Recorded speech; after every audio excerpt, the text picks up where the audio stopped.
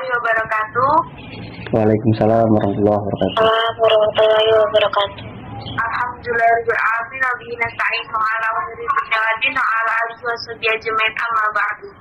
Baiklah, kami dari kelompok 2 akan mempresentasikan atau mendiskusikan PPT kami yang bertema Kota Ramah Lingkungan. Kepada Asep dan Nurwanda, saya persilakan untuk memaparkan materinya. Berasep dan Nurwanda, saya persilakan. Baik. Jadi Kota Ramah Lingkungan sebetulnya bukan suatu hal yang baru di negara kita Indonesia ini. Satu abad yang lalu, pemerintah kolonial Belanda pernah menanamkan konsep Kota Ramah Lingkungan di kota-kota Indonesia. Berdirinya Kota Ramah Lingkungan di Indonesia tidak terlepas dari dunia yang sedang bergejolak dengan masalah lingkungan di awal abad ke-20-an. Nah, dan juga permasalahan ini timbul sebagai efek samping dari revolusi industri yang berlangsung sejak pertengahan abad ke-18. Sebagai solusi dari permasalahan tersebut, lahirlah sebuah konsep Kota Ramah Lingkungan yang bernama Kota Taman. Konsep ini merupakan sebuah pemikiran dari seorang Sir Ebenezer Howard, seorang ahli perkotaan asal Inggris yang tertarik menuangkan idenya dalam persoalan lingkungan Kota Ramah Lingkungan pertama. Nah, ada 2 poin penting dari konsep Kota Ramah Lingkungan yang menjadikan sebuah Kota Ramah Lingkungan tersebut. Yang pertama, penataan unsur penyusunan kota sangat menjadikan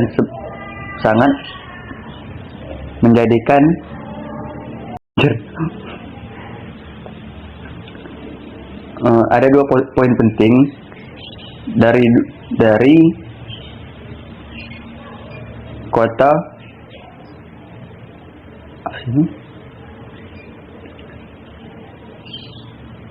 yang menjadikan sebagai Kota Ramah Lingkungan. Yang pertama, penataan unsur penyusun kota yang sangat memperhatikan faktor fungsionalitas dan batasan pengguna lahan.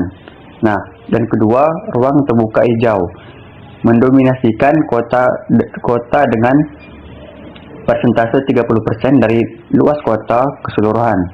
Konsep kota rancangan Howard ini kemudian mendapatkan sambutan baik dari dunia internasional. Para pemangku kebijakan di Eropa dan Amerika menilai bahwa konsep kota taman ini adalah solusi paling rasional dalam menyelesaikan masalah lingkungan perkotaan. Nah, selanjutnya silakan kepada Nada Putri Pertiwi untuk memaparkan materi selanjutnya. Terima kasih.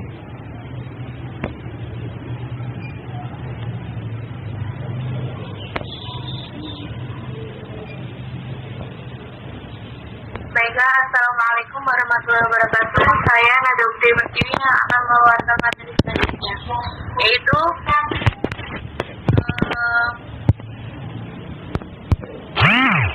negara-negara Eropa dan Amerika dengan segera menjadikan konsep kota taman sebagai acuan pembangunan kota barunya. Pembangunan kota taman di dunia saat itu, Indonesia yang masih berada di bawah jajahan Belanda juga masuk ke dalam rencana penataan kota dengan konsep kota taman. Pemerintah kolonial Belanda menerapkan konsep kota taman di beberapa kota penting pemerintahan kota kolonial. Kota Ramah Lingkungan pertama di Indonesia. Kota taman pertama di Indonesia berada di daerah selatan Batavia. Pembangunan kota ramah lingkungan ini berlangsung sejak tahun 1920 di daerah yang sekarang kita kenal dengan nama Menteng. Berdirinya Menteng tidak terlepas dari kondisi lingkungan Oud Batavia, pusat pemerintahan kolonial yang tidak sehat dan menimbulkan wabah mematikan. Pemerintah kolonial Belanda kemudian memindahkan pusat pemerintahannya dari Oud Batavia ke Watervaden dengan Menteng sebagai salah satu wilayah sebagainya. Baiklah, selanjutnya yaitu media Khairunisabair. Kepada media saya persilakan. Baiklah, izin melanjutkan pemaparan materi dari Saudara Nada Putri Pertiwi, yaitu Kota Ramah Lingkungan di Indonesia, Taman Suropati Menteng. Itu merupakan pembangunan mentengnya itu berlangsung secara bertahap. Bangunan penyusun kota terbagi sebagai permukiman atau fasilitas umum. Rancangan bangunan hunian yang bangunan umum ini menggunakan gaya Indis atau perpaduan antara arsitektur Belanda dengan arsitektur lokal. Perpaduan tersebut berfungsi untuk menyesuaikan iklim tropis yang ada di Indonesia dan menciptakan sirkulasi udara yang baik. Selanjutnya adalah sanitasi juga menjadi hal yang sangat diperhatikan dalam setiap rancangan bangunan. Sistem pembuangan limbah rumah tangga tertata sedemikian rupa agar tidak mencemari lingkungan, terutama aliran air. Ruang terbuka hijau mendominasi wilayah Menteng dengan adanya 4 taman kota dan pepohonan di sepanjang jaringan jalan. Nah, ketersediaan ruangan terbuka hijau ini punya peran penting dalam struktur kota Taman Menteng. Selain sebagai sumber oksigen, ruang terbuka hijau juga berperan untuk menyerap polutan yang dihasilkan oleh kendaraan-kendaraan bermotor seperti ya motor, mobil, seperti itu. Perkembangan kota taman di Indonesia beriringan dengan perkembangan Menteng sebagai kota taman. Kota-kota lain juga mulai menerapkan konsep serupa dalam pembangunannya. Belanda menerapkan konsep kota ramah lingkungan tersebut di wilayah Indonesia lainnya seperti Bandung, Bogor, Semarang, Malang, Medan, dan Padang. Lalu, rancangan pembangunannya sebagian besar menggunakan jasa seorang arsitek Belanda bernama Herman Thomas Karsten. Ada satu hal yang menonjol dari kota rancangan Karsten yang membedakan dengan konsep kota di Sir Epsom Road, yaitu penyesuaian dengan iklim tropis.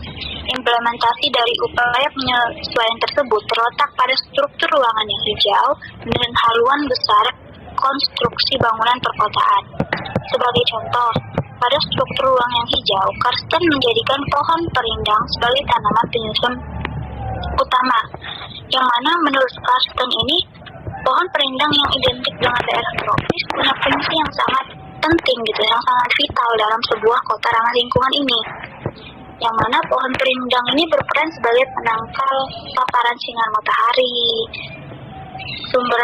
adanya sumber oksigen, dan tempat tinggal makhluk hidup selain manusia. Itu saja materi yang bisa saya sampaikan. Selanjutnya dilanjutkan oleh rekan saya, Nabila Yasa.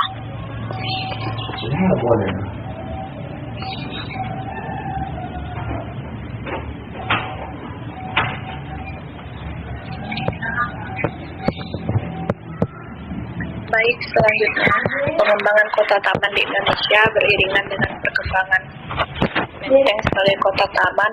Kota-kota lain juga mulai menerapkan konsep serupa dalam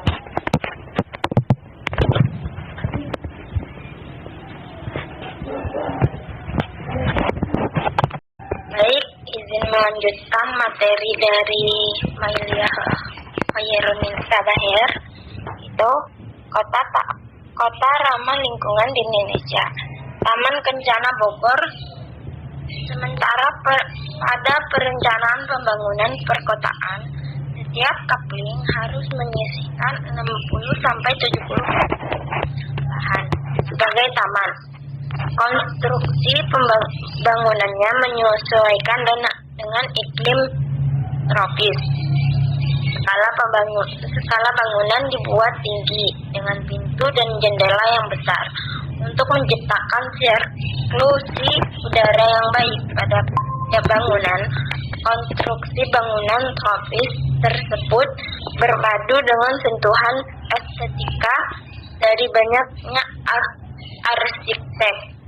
Bangunan asal Belanda, gaya arsitektur Indis, Art Deco, New Bone, dan Amsterdam School menjadi warna-warni dari keindahan bangunan-bangunan penyusun kota. Baik, materi selanjutnya akan dibacakan oleh Nabila Yasa.